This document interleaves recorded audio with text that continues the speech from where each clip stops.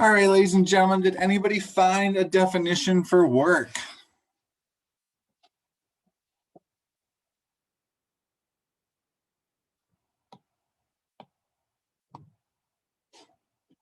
The measure of energy transfer that occurs when an object is moved over a distance by an external force. Measure of energy transfer. Did you say by or on an object?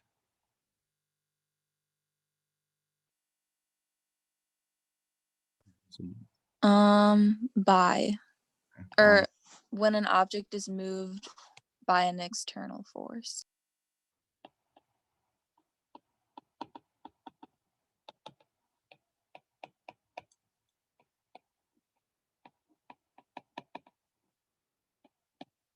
Awesome.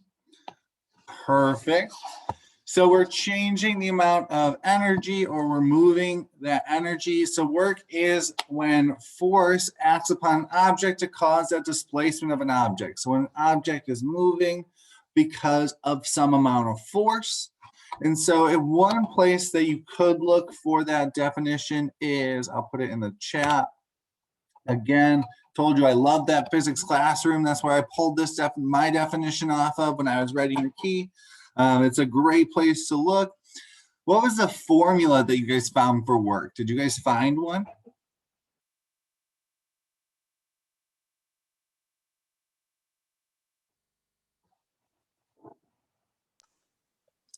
Force times displacement. So Awesome. Fs. Times displacement or force times distance. I'm going to use FD for force times distance. But Fx is the exact same thing. It's the amount of force applied for a given amount of distance. So how far an object is moved with that force applied. Power, what do we find for power?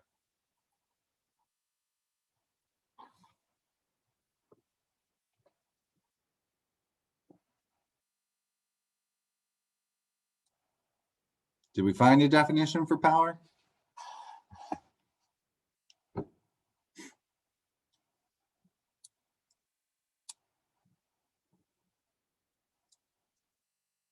The amount of energy transferred per unit.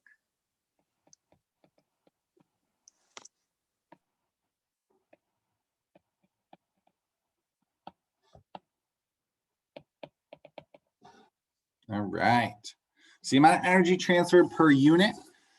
And so what that's meaning is that we're going to be talking about how much work was done in a given amount of time. So that unit is that unit of time. So if we're looking for a definition, you didn't find one yet, the physics classroom had a great example of power. And do we find that equation to find the amount of power done?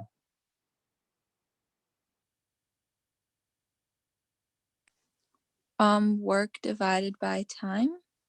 Awesome. Work divided by time. So we need to find that work first before we can find that time, before we can find power. I'm going to rewrite that. Work divided by time. There we go.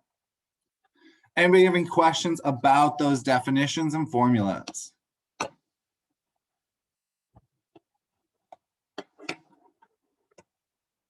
All right. Does anybody want to read this out loud for the class?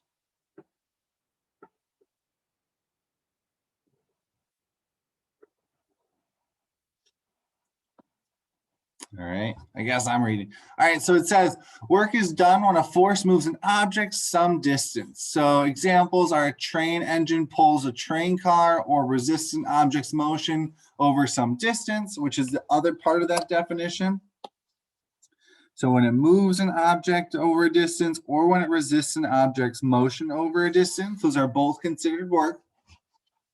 So if we're resisting, we can think of like Superman catching a speeding train. So we can watch that. You guys can watch that video on your own. I believe in your ability to click on links. It just shows Superman stopping a train, which is just some fun to add in there. And so it says that the energy of a system is changed whenever an external force adjusts the motion of an object. Therefore, work happens whenever there's a change in the amount of energy in a system.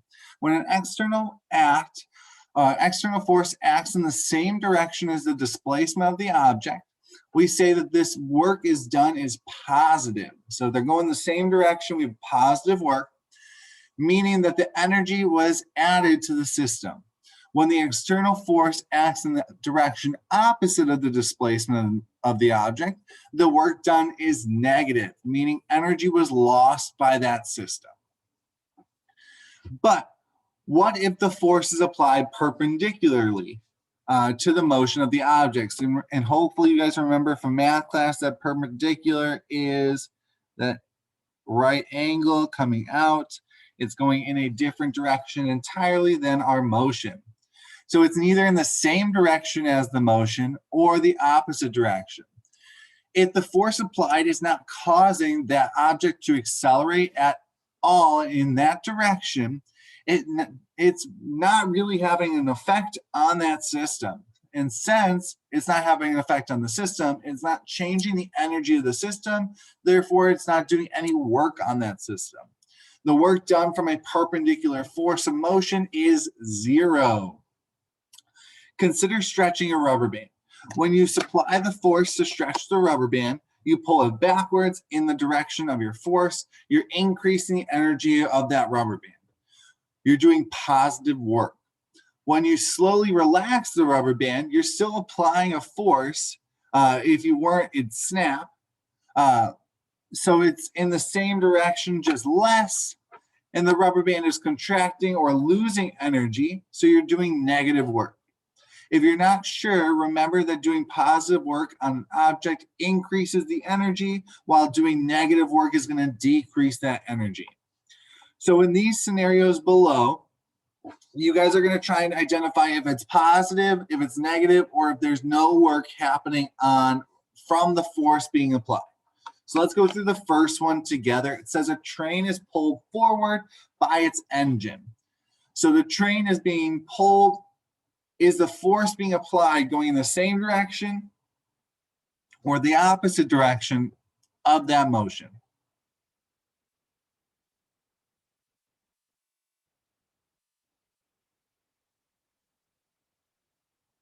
Is it positive? It's going to be positive. We're pulling that train. The train's pulling the same way that the engine is, which means the work done here is positive. I'm just going to put a plus sign. If you want to write out the word positive, that's fine too, because they're both going in that same direction. So you guys have a few more to try on your own. So let's take like 2.5 minutes to do that. So you guys try and identify the rest of these, and then we'll go over them.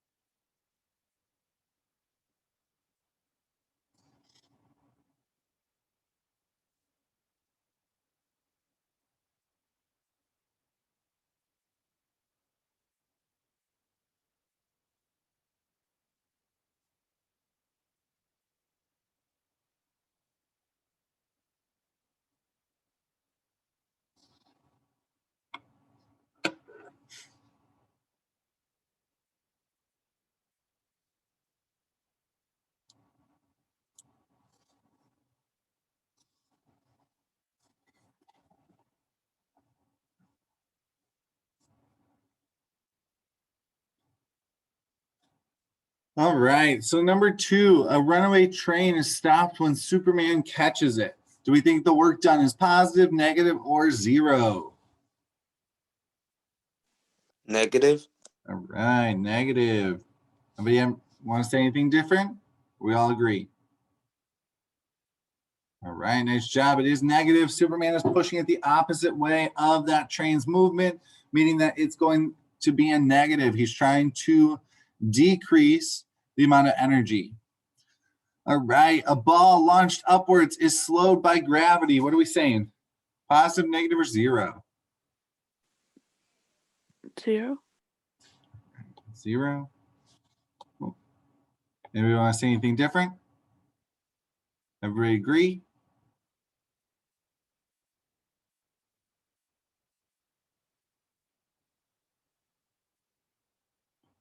All right, this one is a little trickier because careful. So what happens is that ball is going up. And which way is gravity going? Down. Down. So the ball is launched up and gravity is going down. What do we think now? Is it still 0? No. It's negative. This one's going to be negative as well. This one's a little trickier. It's going to be negative because the ball is going straight up. And so gravity is trying to push it down, which means that they're going opposite directions, or gravity is decreasing that amount of energy, or we're losing energy. That's why it slows down. All right, a cat falls from the tree under the influence of gravity. What do we think? Positive, negative, or 0?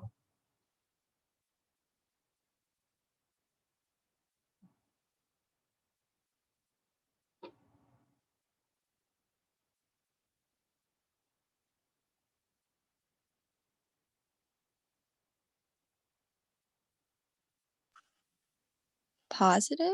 Positive. Anybody disagree? Are we all good with that one? This one's good because the cat's falling down. Gravity's also going down, which means they're going in that same direction. The falling cat is slowed by the force of air resistance. What are we thinking on this one? Positive, negative, or 0? 0. All right, we got 0 again. Anybody want to agree or disagree? Negative. All right, I got negative and I got 0. So let's look at this one and let's talk about this one in terms of its forces. So we know that the falling cat is still going down. Which way is air resistance going to go? Up. Up. What are we thinking now? Is it 0 or negative? Negative. It's going to be negative again. This one's tricky again. It's going the opposite direction because the cat's going down. Air resistance is pushing up, which means they're going in opposite direction, or we're losing energy here. The normal force prevents a paperclip from falling through a table. What are we thinking?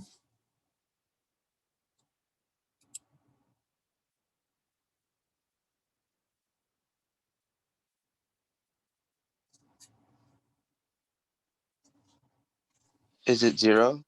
Is it 0? Anybody agree, disagree? All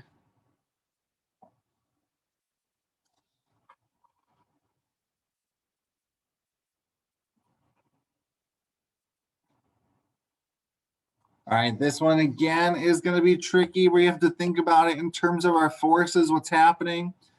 All right, we have the normal force. Which way does the normal force go? Down. Careful, the normal force is coming. If it's sitting on the table, we have our paper clip. Which way does the normal force go?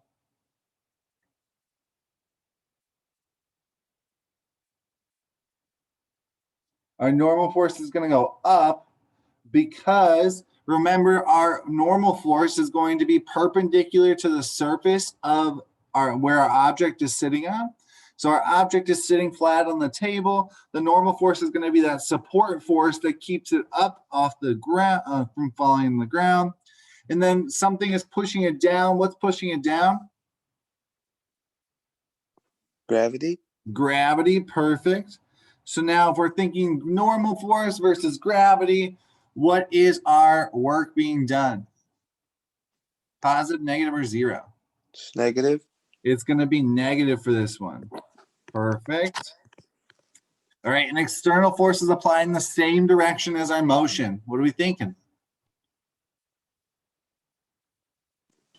Positive. Positive is perfect. What about the next one? An external force is applied in the opposite direction of our motion. Negative. Negative is wonderful. And the second to last one, an external force is applied perpendicular to the motion. 0. 0, perfect. And the last one, external force is applied but causes no motion.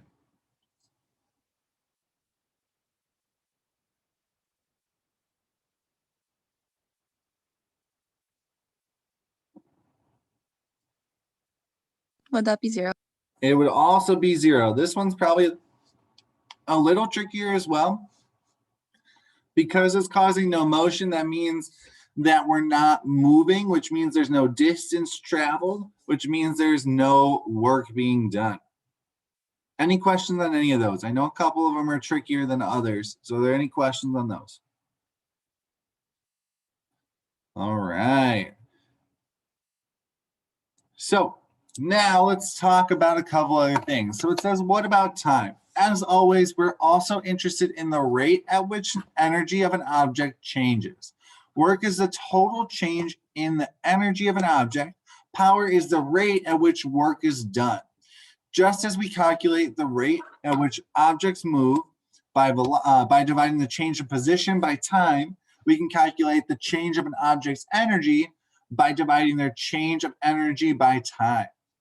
Let's go back to the example of Superman catching the train. In the video, it takes him about 15 seconds to stop the train. To calculate the amount of work done he does on the train, we determine the amount of energy the train lost. To calculate the power exerted by Superman, all we'd have to do is divide the work, the change in energy, by the time it took him to stop that train.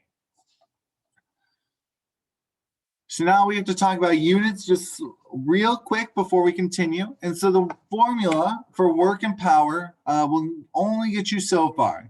There's 2 new units or unique units to describe these 2 things. So we have work, which is going to be joules.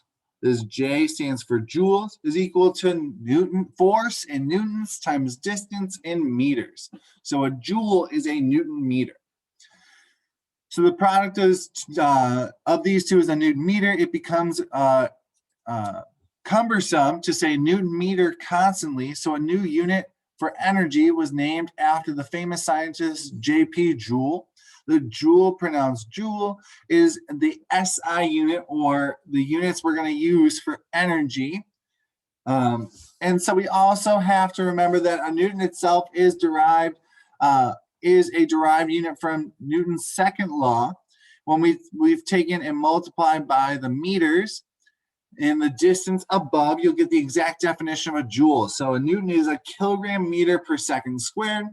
A joule is a kilogram meter squared per second squared.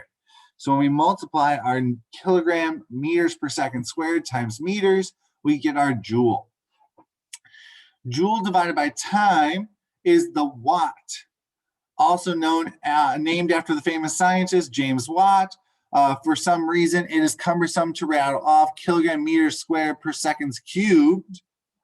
So we've made it a watt instead. It is for this reason that it's imperative that you do these calculations in standard SI units. Always convert first. So we always need to make sure we have our mass in kilograms. We have our velocity or acceleration in meters per second or meters per second squared. We always want our force in newtons. We always want our work in joules. We always want our time in seconds. We always want our power in watts. So just always be careful with those units. It says in the diagram to the right, several forces are acting on this box as it moves 5 meters to the right in the time of 10 seconds. Calculate the amount of work done and the power of each of these forces in the diagram in the box below.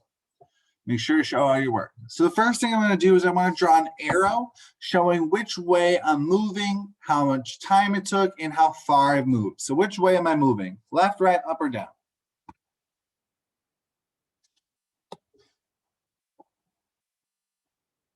Right. We're moving to the right. Perfect. So I'm just going to draw an arrow just anywhere near my free body diagram that shows I'm moving to the right. All right. And I'm going to put on there that I moved 5 meters in 10 seconds. I'm just going to write down all my information. Make sure this looks like an S. All my information so I'm aware of everything going on in this picture. So now let's start by finding the work done. So can you guys find me force number 1? Which one is it? Left, right, up, or down?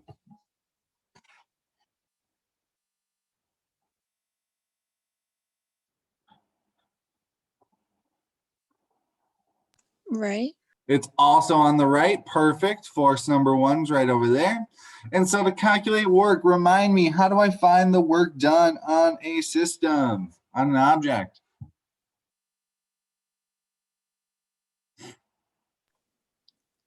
Force times distance. Force times distance. So in this case, what is our force? 8. 8. All right, so we have 8 newtons times our distance. What's our distance?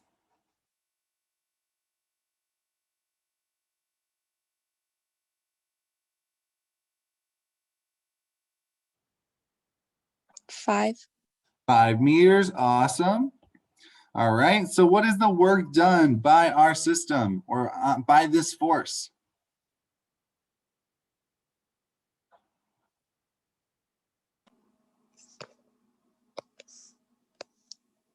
40 40 what? joules. 40 joules is perfect. Nice job. We just multiply our 8 times our 5 to get our 40 joules. All right, we also need to find power. Power is what equation? How do we find power?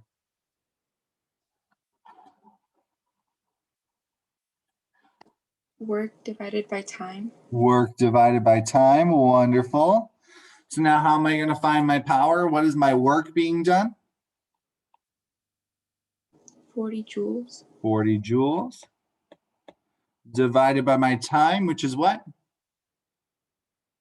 10 seconds. 10 seconds. Awesome. So what is the power?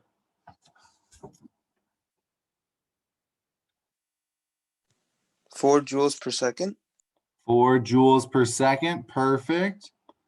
And also we can remember that 4 watts. So capital W stands for watts and for work, which is why it might get a little complicated. So remember that if it's after, we're counting it as our unit, not our variable. Any questions on that? All right. So I want you to try forces 2, 3, and 4. I'm going to give you guys, let's go with 6, sorry, not 6 minutes. Let's go with 3 minutes and see where we're at in 3 minutes and if we need more time or not.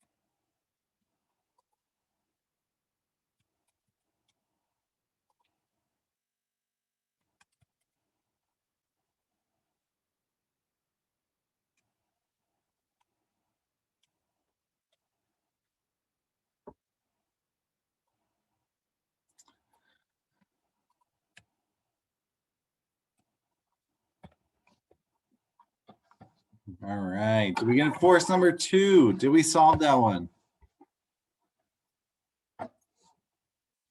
Who could tell me what they got for the amount of work for force number 2?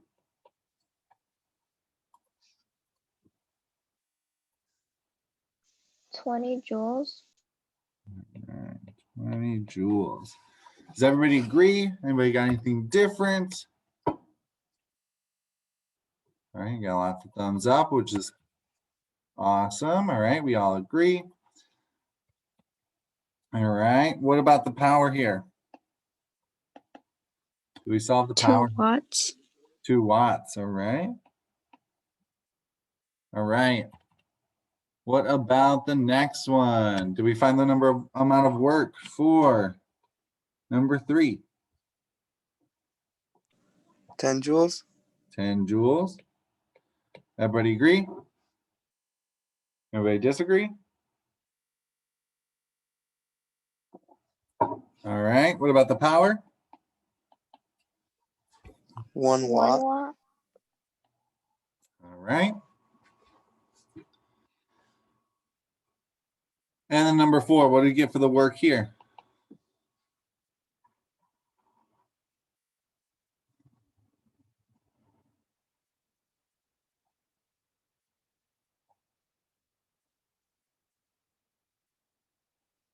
Ten joules. All right, we got 10 joules. What do we get for the power? 1 watt. All right. I got issues with all of them. Does anybody else have issues with any of them? Shouldn't the last 2 all be 0? Why should the last 2 all be 0, Saul? Well, because they don't move at all. They don't move in that direction. So is there work done by those forces on our object? No. No work is done. So there's no work. So there's no power. Because our object is moving to the right. Those forces are going up and down, which means they're perpendicular to our movement, to our distance, to our motion of our object. And if we remember from way up here, perpendicular forces mean there's no work being done by those forces. So if there's no work, there's also no power. So these 4 should just automatically be 0. Awesome. So now those 4 are all right. So forces 1, 3, and 4 are perfect. Force number 2, I have an issue with, and I know at least one person has another issue with it because they messaged me separately and asked. So what's the issue there? Yeah. They should be negative Why should they be negative? because they're going in the opposite direction. They're going the opposite direction, which means our force here has to be a negative value because it's going the opposite way of our motion, which means this is going to be negative, which means our power should be negative. Now I love all 4 of those answers. Does anybody have any questions on any of those 4 answers?